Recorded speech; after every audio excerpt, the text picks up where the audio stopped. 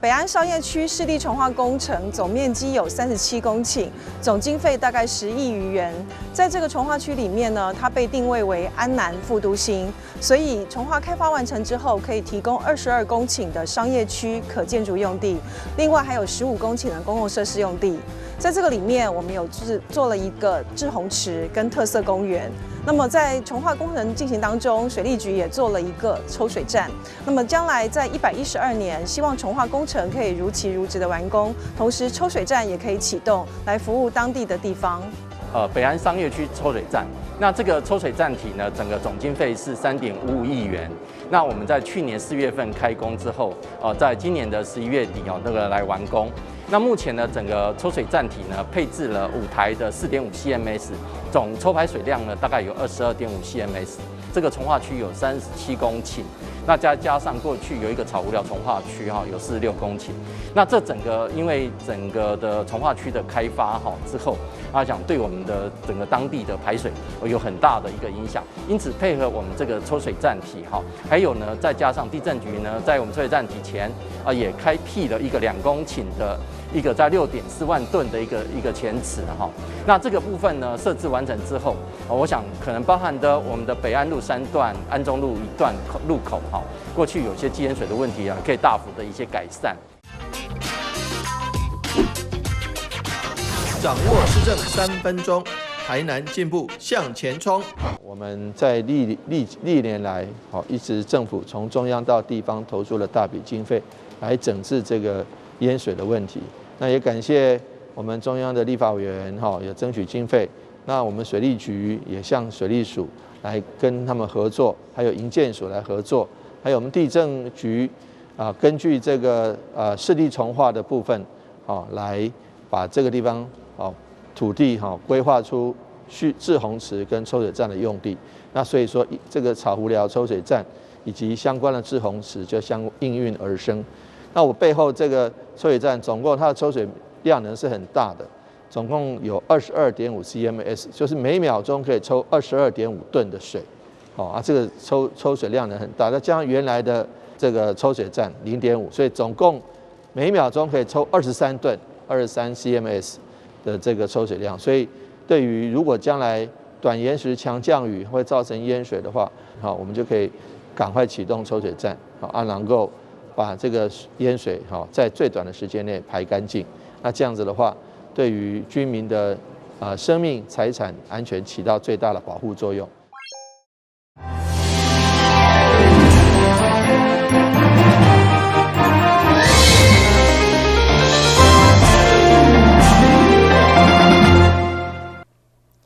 你好，是观众，欢迎收看中嘉台南电视新闻。下面有一连串的新闻报道，带大家做回来关心。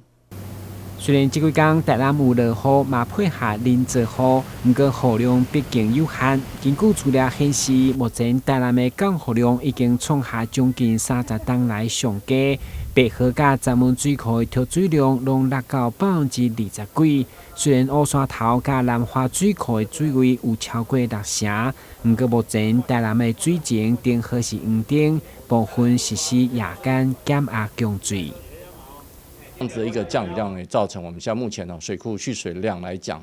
稍微有偏低的一个状况。那这个部分呢，在经济部呢也将我们台南地区列为我们减压供水的一个黄灯那这个目前呢，大概自来水公司呢只有在夜间的部分呢，晚上11点过后到凌晨早上5点左右这个时间大概会有进行一个夜间减压供水。那在这边呢也呼吁我们的市民朋友这边来做一些节约用水的一个动作那我们尽量的去把我们的一些的用水蓄存在我们的水库，那这样子我们可以长长久久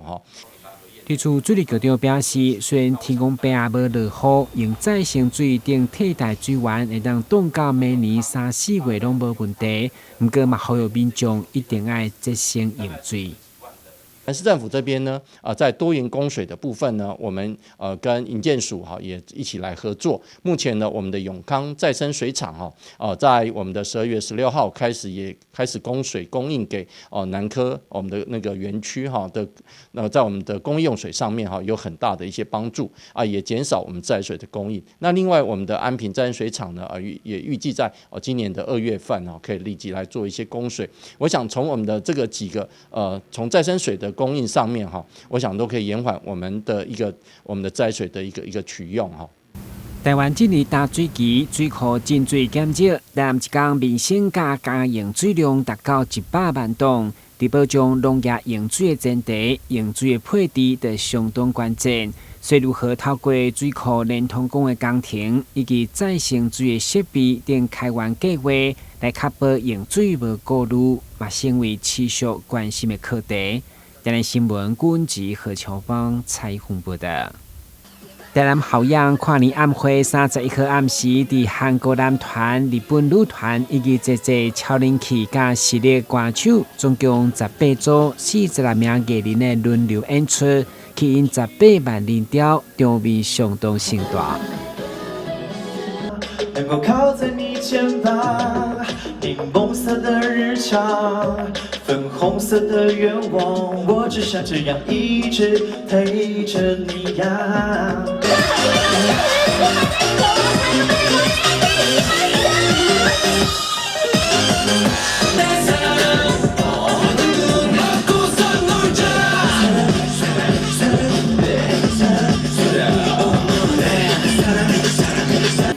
会中台南市中五位率领的市府团队，嘛甲出席议员陪现场的观众做伙倒数跨年，希望2023年会更较好。4、3、2、1，台南2023年，台南吐去吐来。那可是我们今天非常高兴的，很厉害的台南好样跨年演唱会就已经开始了，现场这么多朋友们，绝对超过15万人以上，而且真的今天南部的天气也很好，既没有下雨，而且温度也适中，所以早大概7点多的时候，人潮就已经快满到马路边了。因此到现在呢，很多朋友都一直现场的电话，坦白讲也不容易打通，因为人太多了，讯号都很拥挤。因此我们看到台南好样，一年比一年人更多，一年比一年节目更精彩。欢迎大家来到2023台南好样连续假期来台南就对了。跨年以后，接续2分半钟的精彩宴会，加人气强军的有战情表演，持续吸引人潮，一直满到散场。也让看出这摆跨年演唱会演出的阵容，和节目时间要将近7点钟，呈现满诚意。今日新闻综合采访报道。新的一档，台南市消防局关庙分队相当温馨热烈，行程超过30档，93岁张明权先生以及三会团业董事长江进龙以及江子杰，爸仔囝3个人捐赠价值350万的救护车，予台南市消防局关庙分队，由台南市长黄伟哲来代表接收。谢上啦，生命我是足宝贵，大会当过户，会当开钱。因2个兄弟讲，爸爸我事先有甲你讲，阮用你的用阮因的名，要加入救护车。这台救护车配备上先进的设备，全部也拢依照第一线救护人员需求来打造，提高急救成功率。现在已经有61台12导程心电图，所以在最短的时间内，这个对于伤患病患的抢救，在第一时间就能够协助判断他大概是不是心血管疾病还是什么样的疾病，然后在远端医院就能够救护小组就紧急待命。这部救护车直接就有配备这样子的设备，所以对于咱新丰区尤其是咱关庙地区咱这个生命的抢救有非常重要的重大的贡献。仪式了后，市长黄伟哲致敬感谢状来感谢因的献身，也坐着救护车来鸣笛，向前启用完成，也代表南关线增加1台救护车来为大家服务。台南新闻杨顺怀采访报道。国际青商会是非营利国际非官方组织，成员的年龄介于18岁到40岁之间。宗旨是为了促进青年商人甲青年企业家积极投入社会服务甲经济发展、国际合作、善意甲理解。而为了延续青商人的精神，超过40岁以上的青商人精英，即是拥有参议员的身份，继续回馈社会，提拔后进。咱市成功的企业家双丰股份有限公司董事长李文成，就得到会员的推崇，担任去青商会2023年全国参议会议长一职。如此的荣耀，也得到小英总统甲罗副总统传来贺电祝贺。再次借用各位掌声跟台上的新任的议长，在参议会现在我们这些历届前议长的努力、无私的付出下，我们参议会在全国现在都遍地开花了，都蓬勃发展。5个区域里面，原本的桃竹苗跟东区现在也正在人数也都一直在成长。那北区、中区、南区也都有正向的在发展，这都要感谢我们这些历届前议长的付出了。那文成担负这个责任，明年自然也要继续承担，来全力付出，然后使把参议会尽量可以再发扬光大。就一这天，全国5个分会主席以及全国会员代表也拢前来观礼。另外，内政部处长陈宗安、台南市议会议长区丽丽、艺人沈文成、张秀清也拢到场赞声。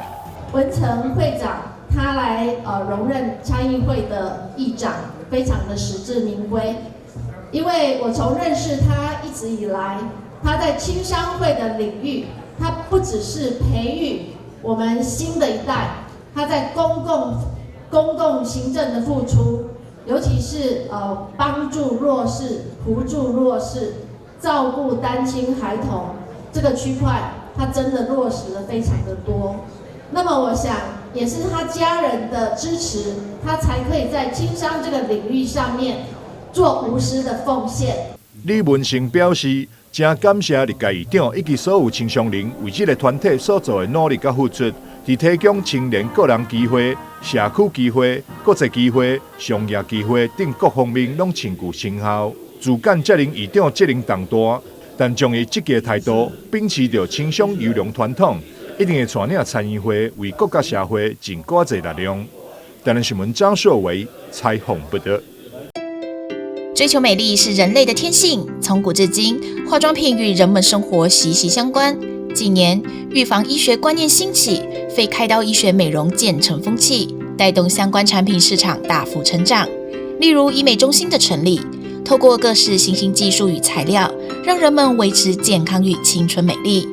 此外，各种生医美容产品成长也是惊人，吸引许多生医材料与奈米科技等公司投入制造研发产品或原料，像小分子生态、胶原蛋白等。让生医美容产业成为国内最有前途的热门新兴行业之一。中华医师科大也看见医美这个庞大的潜在市场，特别增设生物医学及美容保健科，要培养新兴学子们进入未来可期的医美产业。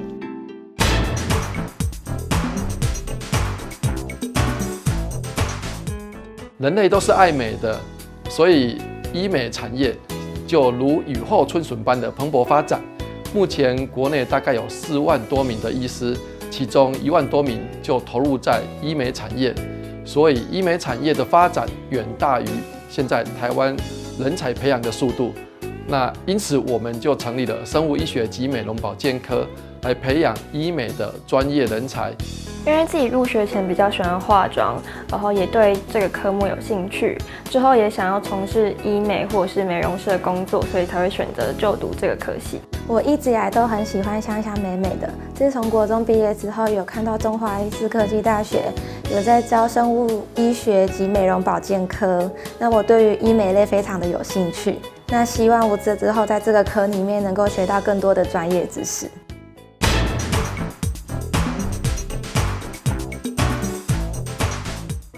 我们医美科老师都具有博士学位或助理教授以上资格，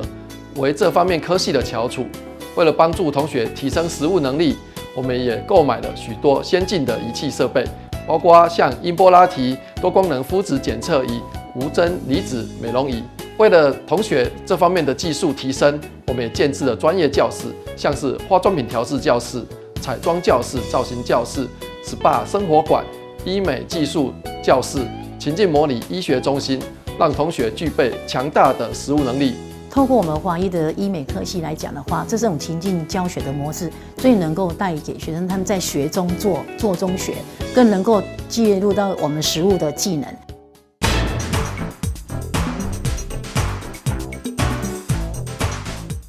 为了让同学进入职场前具备专业能力，我们也和国内知名的医美集团或医美诊所合作，例如像艾尔利、益群、佐登尼斯集团等。同时，我们也在学期间培养同学专业证照，例如化妆品丙级、乙级、美容医学美容师、美容医学咨询师等，让同学在进入职场前具备高阶的竞争能力。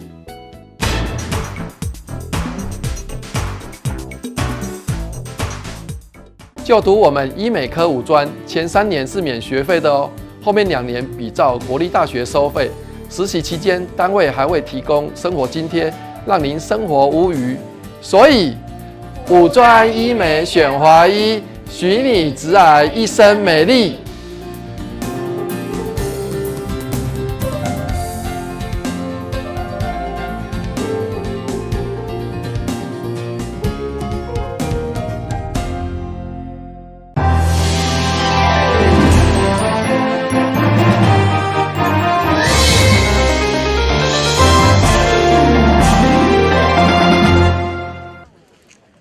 柑仔家居室豪华10米高的阿弥陀佛铜像头前，用七珍宝、巴瑞物、檀香布叠中央气派。这款场面是柑仔家居室伫元旦即天举办的大日无量寿佛宴法会，希望会当为国家祈福、疫情平息、两岸和平。洛本天津仁波切表示，不安的年节特别需要安定的力量，透过法会安定人心，也用无同的方式，和民众亲近宗教。疫情的影响，整个经济、生命、财产都受到极大的影响，所以在今年元旦，我们特别举办这个法会，有别于过去，也将音乐融入，愿严肃的法会也有充满着感性的一面，让来的信众也好，弟子也罢，在身心灵上面都能够得到最大的慰藉。希望新的一年，我们以供佛的功德，将此功德回向给我们的国家、我们的百姓。愿在风雨之中，我们能够安然无恙。元旦法会除了有开山上师洛本天津仁波切主法祈福以外，现场嘛有邀请杰出音乐家以音乐供养诸佛菩萨，同时嘛甲教场信众共享。这场法会现场嘛布置相当的讲究，左右两边寿桃塔、甲米线塔，拢是用台南在地百档老店手做的产品来造成，互参与法会信众伫中央科仪甲优美音乐声当中，迎接新年第一天。台南新闻张硕为采访报道。产学合作替台湾找来侪人才，民放大厂友达甲国立成功大学宣布成立联合研发中心，未来将投入3000万来合作。因为成大有一个非常丰富而且强的医疗资源，再结合南部所有的这些医疗院所，所以呢，我们希望借助成大的这平台。那我们成立联合研发中心，能够在智慧医疗上面多所琢磨。那当然，我们也希望未来在整个智慧医疗能够在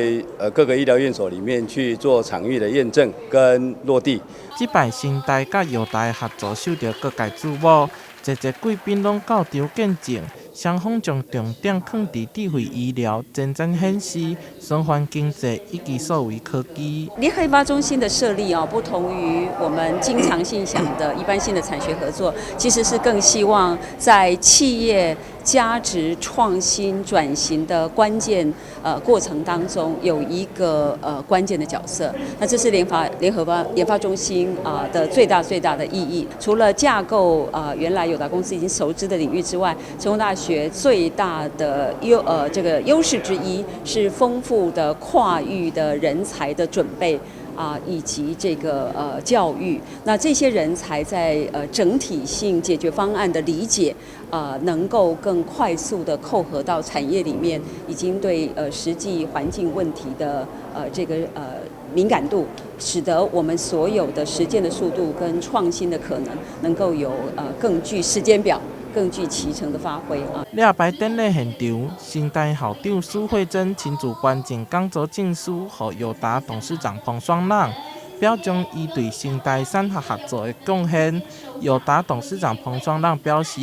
希望吸引南部更较侪优质的人才来加入，创造学校、企业、社会三赢局面。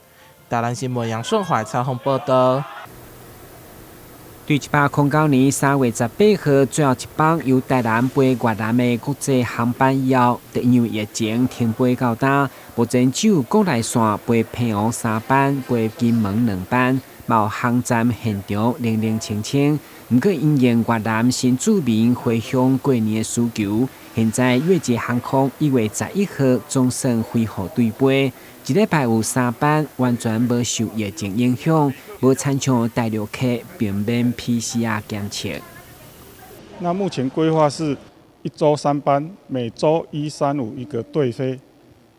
目前的航班的时间是下午4点45分，从胡志明抵达台南。那台南这边的话是5点45分起飞，到胡志明这边。那过去在这将近3年的防疫期间，台南航空站除了积极的配合各方做防疫的准备以外，那我们在硬体设施方面也做了一些的增进，包含我们整个出境跟入境的厕所还有大厅的厕所，还有我们国内线到站的厕所都做了一番的整修。那希望带给旅客一个舒适，一个良好的一个如厕的环境。台南航站充分利用疫情期间，除了将出入境大厅环境进行整顿，嘛将对伴手礼商店甲餐饮服务业者整下成功招商，就希望疫情过去会当予旅客更优质的环境。另外，分别受到地勤人力甲政治因素，去年台南就开始争取原日本姊妹市甲香港的航线，不过主任表示，短期内并未恢复航班。香港跟日本大阪这2条航线的话，我们近期有跟华航去做沟通协调，不过可能在他们的各方面的运能准备还有市场评估方面还没有准备要复航，尤其是我们去年11月我们开始在慢慢开放的时候，其实日本那一边的机场，他们有些地勤作业人力基本上是不足的，他们日本对于地勤作业人力的训练要求，往往是以证照来看，会比较严格，所以不可能说临时可以找来临时的人员，马上可以补充上这个人力。据了解，目前台南飞越南的航线，因为税金加上书面签证起到5000，票价嘛加要2、3千不等，所以一般游客意愿并无悬，也是以新住民加大商为主。台南新闻管制何乔芳采访报道。根据统计，台湾富古国疝气发生几率大约是6%，一档大约有4万名的病患接受疝气的手术。成人的腹股沟疝气，男女的比例大约是9:1。各综合病院一般外科主治医师魏慈慧表示，治疗疝气唯一的方式就是手术。早期的传统手术以单纯的小补，或者是放人工网膜进行无张力的小补。现在有腹腔镜疝气小补术，不但会用减少痛痛，而且嘛会用缩短手术后的恢复期。疝气它其实是要用手术的方式去做修补，它才会好，不然它不会自己好。然后，但它的成因有很多种，大部分主要还是因为老化之后腹壁的筋膜变弱。再加上腹内的压力比较大，所以就会造成我们腹腔内的脏器的突出，就会形成疝气。那有些病人是因为发现到就是肿块，或者是有些人是可能会有疼痛或者是麻木的感觉之后，才会来求助医师。让基本上就像刚刚所说的，手术是唯一的方式啊。早期大部分是会用传统的，传统它第一，如果我们从外观来看，它的伤口相对就是会比较大，手术伤口就是会有差别。传统的大概会5到7公分的伤口，让腹腔镜的话大概就是3个小伤口，最大大概1.2，另外2个洞是大概0.5公分的伤口而已。就外观上，它当然会比较好看。另外其实它主要的优势还是于2点，一个是它术后的恢复会相对比传统的还要再快，所以对于一些中年人，他可能想要尽早回去到工作岗位的病人的话，选择微创是一个还蛮适合的选择。虽然腹腔镜疝气修补术的工序较少，恢复嘛紧，不过手术的过程必须要专程专心来麻醉。因此，年岁较有的，或者是心肺功能无好的病患，就较无适合使用。台南新闻林根采访报道。非常感谢收看中嘉台南电新闻，我是顾文杰，咱再会。